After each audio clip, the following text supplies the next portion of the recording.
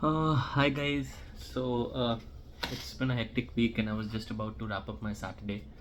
And but before doing that, I thought of again making a video for you all. And today's video is going to be on mutual funds, basics of investing, and top five funds to invest, in my opinion, at the moment.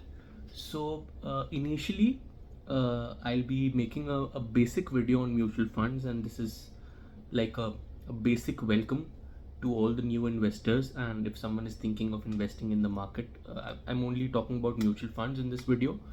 And what are the what you call the top favorites where you could start your investments with.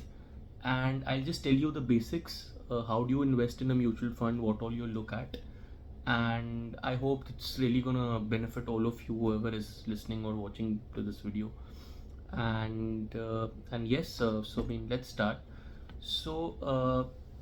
जब हम mutual funds में investment की बात करते हैं, so it's very important कि हम तीन चीज़ों का ध्यान रखें, which I feel is the basics you should exercise before investing in any mutual fund. अब जो ये तीन चीज़ें हैं, इनमें आपको दो चार छोटी छोटी researches, according to me, you should do 2-3 quick researches on few important parameters before you invest in any mutual fund. What are these parameters? सबसे पहला पैरामीटर ये है कि इस पर्टिकुलर म्यूचुअल फंड ने पिछले साल में कितना रिटर्न दिया. आप जिस भी बैंक के साथ आप बैंकिंग करते हैं, या आप अगर अलग से खुद अपनी म्यूचुअल फंड इन्वेस्टमेंट्स करते हैं, तो इट इज़ वेरी इंपॉर्टेंट कि आप फंड्स की एक स्टार रेटिंग अपने सामने रखें, जो बहुत ही बेसिक है. बैंक का अगर आप किसी बैंक में, जिस भी बैंक के साथ आप बैंकिंग करते हैं, वो आपको खुद वो प्रोवाइड कर देगा. The bankers are gonna be really helpful in this. And अगर आप खुद अपने आप इंडिपेंडेंट करते हो, तो वो आप कहीं से डाउनलोड भी कर सकते हो. It's not a big thing. जो भी जिस भी प्लेटफॉर्म पे आप इन्वेस्ट कर रहे हो, you can get the star rating from that platform. तो सबसे पहली चीज़, the first parameter is that specific mutual fund is given how much return in the last year. Last साल में कितना रिटर्न इस म्यूचुअल फंड ने दिया है. दूसरी चीज़ हमें ये देखनी है कि 3 साल का एवरेज, लास्ट 3 साल का एवरेज म्यूचुअल फंड्स का क्या रहा है. तीसरी चीज़ हमें ये देखनी है since Inception, from the day that fund started. जैसे सपोज फंड 96 में स्टार्ट हुआ था या 2000 में स्टार्ट हुआ था, तो तब से लेके अब तक उस फंड ने कितना रिटर्न दिया है. चौथी चीज़ हमें ये देखनी है, जो ज़्यादातर लोग, बहुत से लोग जब म्यूचुअल फंड में इन्वेस्ट करते हैं, जब मैं इस चीज़ के ऊपर उनसे बात करता हूँ, वो थोड़े से मेरे को लॉस्ट मिलते हैं. आपका फंड मैनेजर कौन है, that is very important. Who is managing the fund, and you should research on the fund manager for that fund, कि वो उसने कहाँ काम किया है, क्या क्या उसने कैसे फंड्स मैनेज किए हैं. Because generally if a fund is not performing well, but it still has a good fund manager, you can stay in that fund a little longer. आप उस फंड में ज़्यादा देर तक रुक सकते हो, बिकॉज जो अच्छे फंड मैनेजर्स हैं, they know the art of spinning the fund around. तो फंड मैनेजर कौन है, उसके ऊपर एक छोटी सी रिसर्च. कौन कौन से फंड्स में में बेसिकली वो फंड मैनेजर का क्या रोल रहा है. उस पर एक आपको रिसर्च करनी चाहिए. और पांचवी चीज़, एक मैं डिटेल्स में और टेक्निकलिटीज़ में नहीं जाऊंगा, there is something called expense ratio. तो जो अच्छे टॉप फंड्स होते हैं, उनमें जनरली जो ये एक्सपेंस रेशो है, वो आपको 2 से कम मिलेगा. ये एक ट्रेंड है. कुछ ऐसे भी फंड्स हैं जो बहुत अच्छा परफॉर्म कर रहे हैं, जिनका एक्सपेंस रेशो 2 से ज़्यादा है. बट जनरली देखा गया है कि जो सारे टॉप फंड्स हैं, वो 2 से नीचे होता है उनका एक्सपेंस रेशो. अच्छा, इसके बाद एक चीज़ हमें और क्या देखनी है, हमें ये देखना है कि फंड की स्टार रेटिंग क्या है.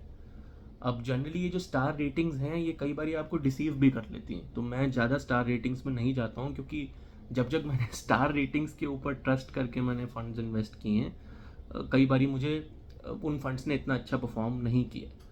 तो ज़रूरी नहीं है कि अगर सारे फंड्स, जो भी ऐसे फंड्स हैं जिनको 5 स्टार रेटिंग है, वो आपको हर हाल में अच्छा रिटर्न दे ही देंगे. बिकॉज लॉट ऑफ टाइम्स ये होता है कि एक ग्रोइंग मार्केट में जिस फंड ने इस 2-3 साल अच्छा परफॉर्म कर लिया, होता है कई बार वो अगले साल में अच्छा परफॉर्म नहीं करता है, वो अपनी सैचुरेशन रीच कर लेता है.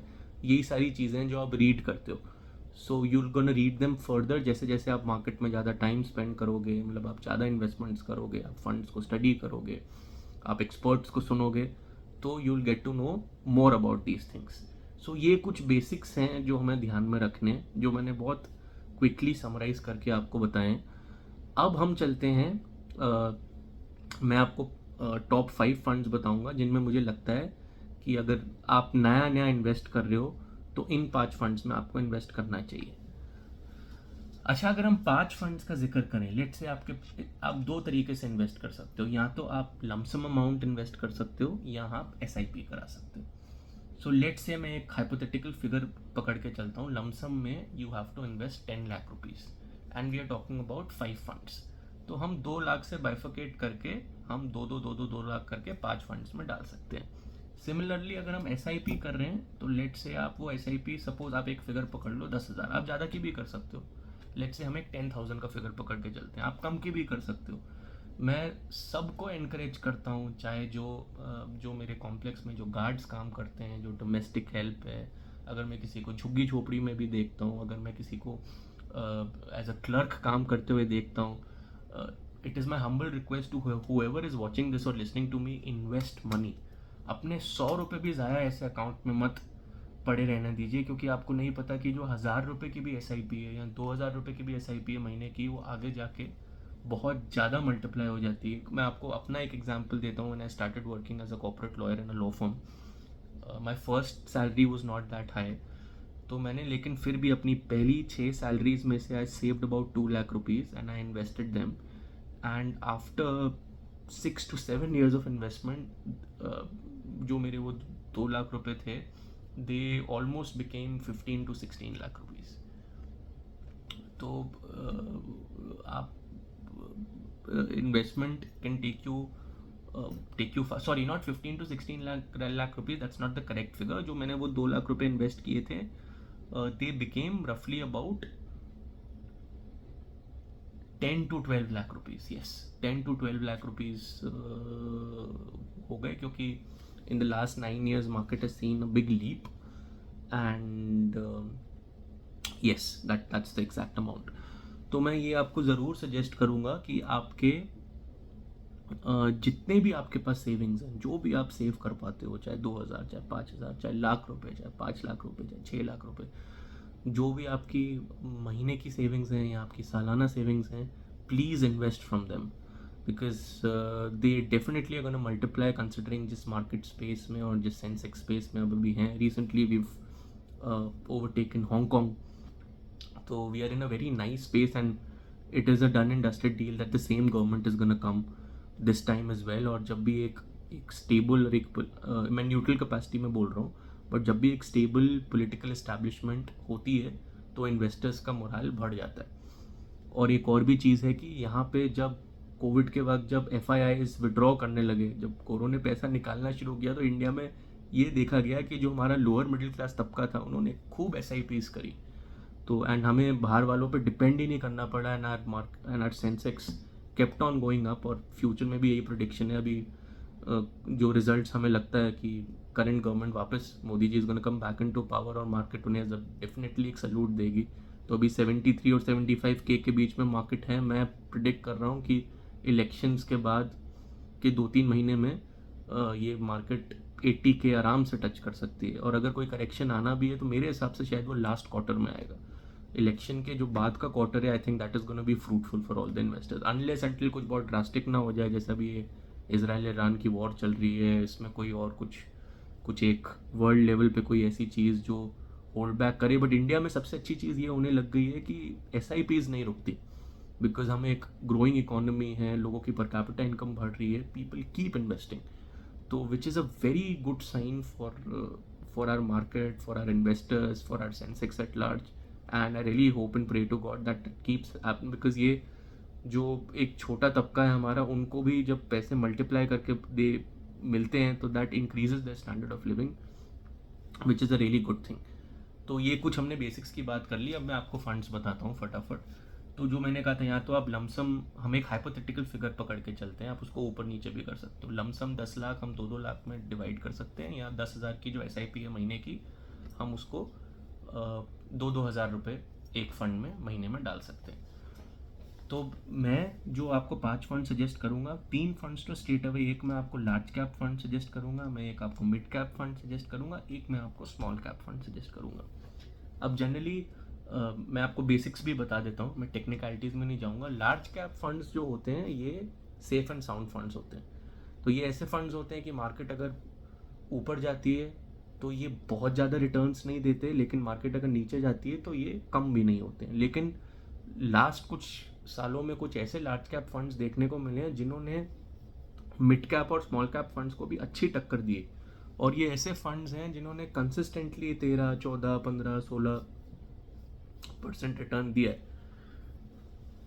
तो जनरली लार्ज कैप फंड्स इससे ज़्यादा नहीं दे पाते हैं क्योंकि ये सेफ एंड साउंड फंड्स होते हैं। तो मैं हमेशा एक लार्ज कैप फंड लेता हूँ, एक स्मॉल कैप फंड, एक मिड कैप फंड। अच्छा, स्मॉल कैप फंड्स वो होते हैं जो आपको एक इनमें रिस्क रेटिंग भी हाई है, ये आपको एक इमीडिएट पुश देते हैं।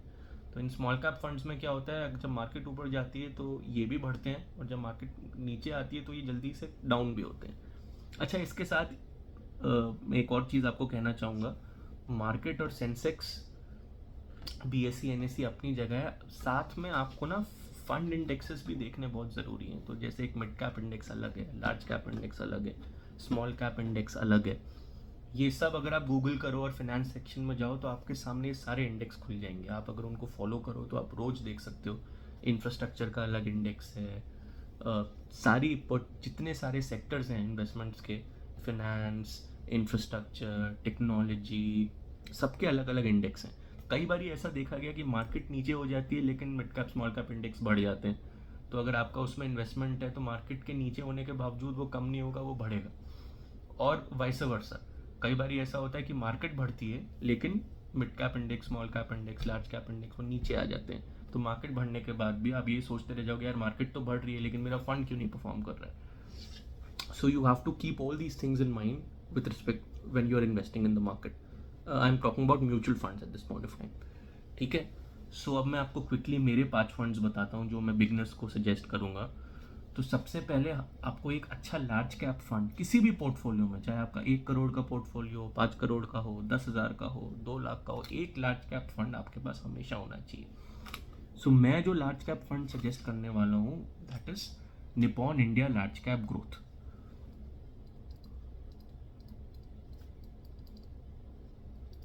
सो इसमें मैं ज़रूर आप कहूँगा कि हम अगर 10 लाख या 10,000 लेके जा रहे हैं तो आप अपना पहला जो 20% है, 2 लाख लमसम में या 2,000 की SIP आप इस फंड में ज़रूर जा। और भी अच्छे लार्ज कैप फंड्स हैं, HDFC टॉप 100 है एक अच्छा फंड, ICICI ब्लू चिप है, टाटा लार्ज कैप फंड है, ये सारे लार्ज कैप फंड्स भी अच्छे हैं। लेकिन मैं निपॉन के साथ जाना चाहूँगा और मैं सजेस्ट करूँगा कि आप निपॉन लार्ज कैप फंड में इन्वेस्ट करें।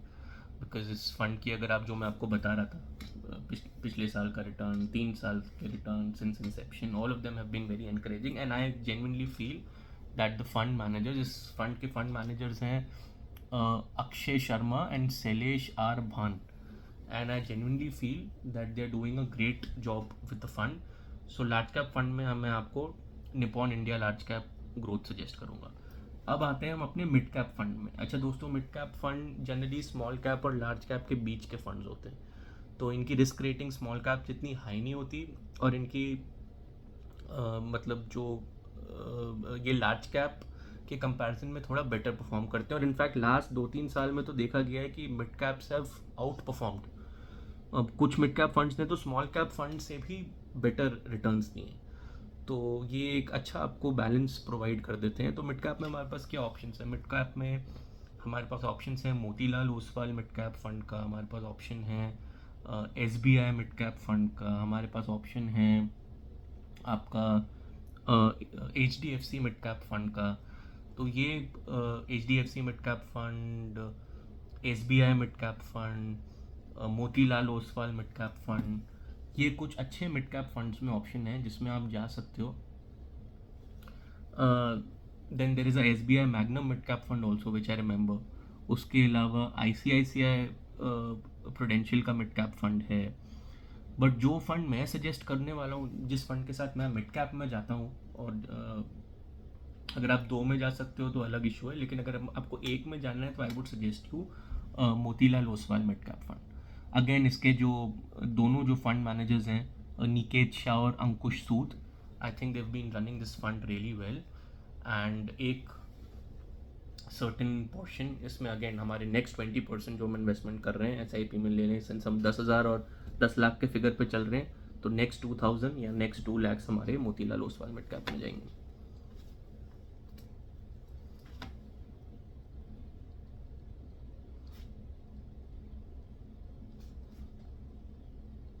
Okay, now next come to the third fund. अब तीसरा फंड मैं आपको सजेस्ट करूँगा एक अच्छा स्मॉल कैप फंड। अच्छा, स्मॉल कैप में अगर आप देखो तो स्मॉल कैप ने भी लास्ट 1-2 साल में उनका एक सैचुरेशन रीच हुआ है, उन्होंने बहुत अच्छा परफॉर्म किया है। लास्ट 1 साल तो उनके लिए इतना अच्छा नहीं रहा है, मैं कहूँगा सारे स्मॉल कैप फंड्स के लिए एट लार्ज, लेकिन उससे पहले जो 2-3 साल थे, कोविड से पहले भी और कोविड के जस्ट बाद भी, उन दौरानों में स्मॉल कैप फंड्स ने बहुत अच्छा परफॉर्म किया। और इसमें जो मैं फंड आपको सजेस्ट करने वाला हूँ, that is Nippon India small cap growth. अच्छा, इस फंड में 5 लाख का कैप है। पहले ये Reliance small cap equity fund हुआ करता था, और इसके फंड मैनेजर्स हैं Samir Rachh and Kinjal Desai, and I must say they are also running this fund in a brilliant manner. और ये एक ऐसा फंड है जिसने कंसिस्टेंटली इसने 15-15, 20-20, 25-25, 30-30% के रिटर्न्स दिए हैं साल के। और मेरा खुद भी इस फंड में इन्वेस्टमेंट है, which is done really well.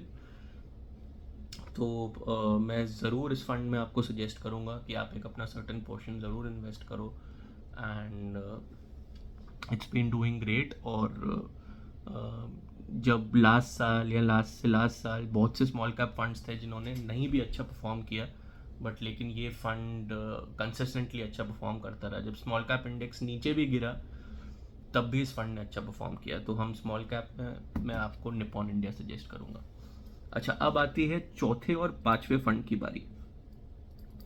अब जनरली क्या होता है दोस्तों, इसमें भी lot of people they believe in investing in flexi caps और मल्टी कैप्स। ये क्या डाइवर्स फंड्स होते हैं। तो फंड मैनेजर थोड़े पैसे मिड कैप में भी डाल देता है, थोड़े स्मॉल कैप में भी डाल देता है, लार्ज कैप में भी डाल देता है, ऐसी होल्डिंग्स कंपनीज। अच्छा, जब आप ये जो सिंस ये मेनली इक्विटी कॉन्सेंट्रेटेड फंड्स हैं, तो आप, और इन सारे फंड्स में आप इन सब ने अपने बाइफिकेशंस करे हुए हैं।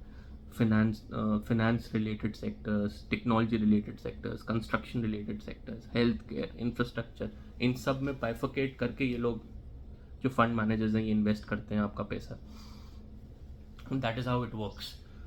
तो चौथे और पांचवें में अब बहुत से लोग हैं जो multi cap funds, flexi cap fund जैसे मैं बता रहा था, वो थोड़ा थोड़ा हर जगह से हो जाता है। अब अगर आपके पास ज़्यादा पैसा है लगाने के लिए, तो आप और बहुत से लोग क्या करते हैं, वो लार्ज और मिड कैप की बजाय एक large and mid cap fund ले लेते हैं। ये भी हमने कई बार ये देखा है, बट जनरली मैं वैसा नहीं करता हूँ। मैं एक लार्ज कैप फंड में अलग इन्वेस्ट करता हूँ, मिड कैप फंड में अलग इन्वेस्ट करता हूँ। बट बहुत से लोग लार्ज और मिड कैप में इन्वेस्ट करने की बजाय large and mid cap fund, जो दोनों लार्ज और मिड कैप सेक्टर्स में इन्वेस्ट करते हैं, उनमें इन्वेस्ट करना पसंद करते हैं।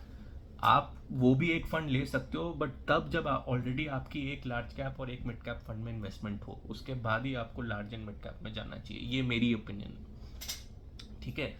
तो हम फोर्थ और फिफ्थ में आप ये कर सकते हो कि या तो आप जो फोर्थ आपका फंड है वो आप एक फ्लेक्सी कैप फंड ले सकते हो, जो सारे फंड्स में थोड़ा थोड़ा इन्वेस्ट कर रहा है, या फिर आप सेक्टर ओरिएंटेड फंड्स में भी जा सकते हो।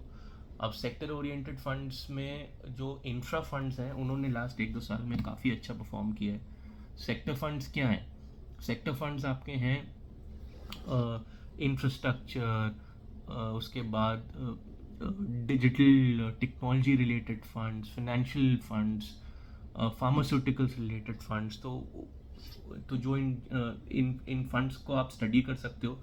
और जिस भी, अब जैसे इंफ्रास्ट्रक्चर में बहुत काम हुआ इस करंट गवर्नमेंट के रिजीम में। हर जगह अगर आप देखो तो सड़कें बन रही हैं, roadways, railways, waterways. So definitely infrastructure fund जैसा काम हो रहा है, जैसी ग्रोथ है वैसे ही फंड्स भी ग्रो करेंगे। सो इंफ्रास्ट्रक्चर फंड्स ने एक बहुत अच्छा एक उन्होंने बना के रखा है अपना जो मोमेंटम है। तो मैं अगर मुझे अगर इस समय अपॉर्चुनिटी हुई तो मैं एक इंफ्रास्ट्रक्चर फंड के साथ ज़रूर जाना चाहूँगा। और जो इंफ्रास्ट्रक्चर फंड मैं पिक कर रहा हूँ दैट इज़ ICICI। पिछले साल तक इंफ्रास्ट्रक्चर फंड्स में अगर देखा जाए तो टाटा बहुत अच्छा कर रहा था और निपॉन का भी इंफ्रास्ट्रक्चर फंड अच्छा है। बट अगर अगर मुझे आप करंट पूछो मेरा पिक कौन सा होगा, तो मैं ICICI इंफ्रास्ट्रक्चर फंड के साथ जाना चाहूँगा। तो चौथा हमारा हो गया ICICI infra fund. And now let's come to our fifth fund. अब फिफ्थ फंड में या तो हम एक फ्लेक्सी कैप फंड ले सकते हैं या हम एक और कैटेगरी होती है फंड्स की दोस्तों, जिन्हें हम कहते हैं कॉन्ट्रा एंड वैल्यू। तो आप कॉन्ट्रा एंड वैल्यू फंड्स में भी आप जा सकते हो। मैं इसकी टेक्निकलिटीज़ के बारे में आपको एक डिटेल वीडियो करूँगा जिसमें मैं खाली टेक्निकलिटीज़ पे बात करूँगा, उसमें भी मैं आपको एक्सप्लेन कर सकता हूँ। और एक और कैटेगरी होती है which is equity tax plan, इनको हम ELSS बोलते हैं। अब इनमें इन्वेस्ट करने का एक एडवांटेज क्या होता है, अगर आपने 1.5 लाख इसमें इन्वेस्ट किया तो आपको टैक्स में 80C की एग्जेम्पशन मिल जाती है। तो वो एक एडवांटेज है that this will save you money when you are filing your tax returns. अब आप किस किस्म के इन्वेस्टर हो, आप ये भी ले सकते हो, आप कॉन्ट्रा में भी जा सकते हो, या आप एक फ्लेक्सी कैप या एक मल्टी कैप फंड में भी जा सकते हो। बट मैं सजेस्ट करूँगा कि एक जनरली एक फ्लेक्सी कैप फंड आपके पास होना चाहिए, क्योंकि वो क्या वो बैलेंस आउट कर लेता है। कई बार क्या होता है स्मॉल कैप और मिड कैप इंडेक्स अच्छा नहीं कर रहे हैं, लार्ज कैप अच्छा कर रहा होता है, कई बार लार्ज कैप नहीं कर रहा होता है तो मिड कैप स्मॉल कैप अच्छा कर रहा होता है। तो हमेशा आपके पास एक छोटी सी गुंजाइश होती। तो मेरे ख्याल से एक फ्लेक्सी कैप रखना चाहिए एज एन इनिशियल इन्वेस्टर। अगर आपको लगता है कि आप ELS फंड में अगर 1.5 लाख आप यहीं इन्वेस्ट करके अपना ATC एग्जेम्पशन का सर्टिफिकेट ले लेते हो और आपको टैक्स में, then it could save you money, that is also a good option. Contra funds as I said are again doing very well. एक SBI कॉन्ट्रा का फंड है जो बहुत अच्छा परफॉर्म कर रहा है, it is giving very good returns, आप उसमें भी जा सकते हो। तो ये मैं फिफ्थ फंड आपको ऑप्शन दे रहा हूँ। सो अगर आप मुझसे पूछो तो आप या तो आप HDFC फ्लेक्सी कैप ले लो,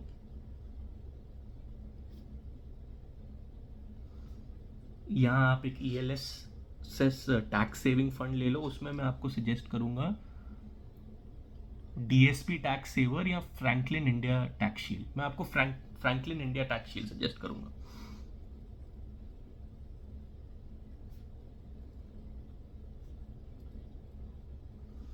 और या आप कॉन्ट्रा फंड ले लो। ये जनरली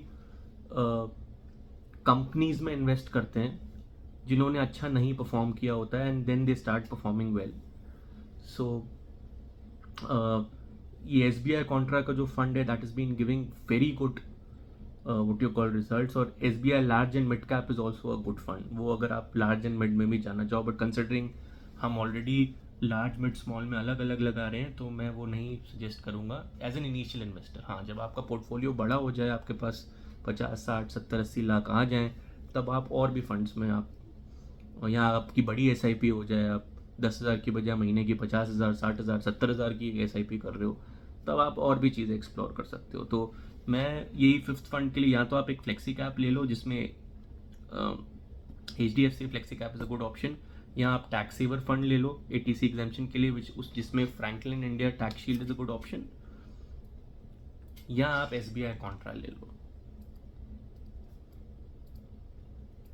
सो ये थे जो दोस्तों मेरे 5 सजेशंस। अगर आप म्यूचुअल फंड्स में इन्वेस्ट करना चाहते हो, if you want to invest in mutual funds, these are 5 very good options and I hope this video is going to benefit you and you start investing in mutual funds.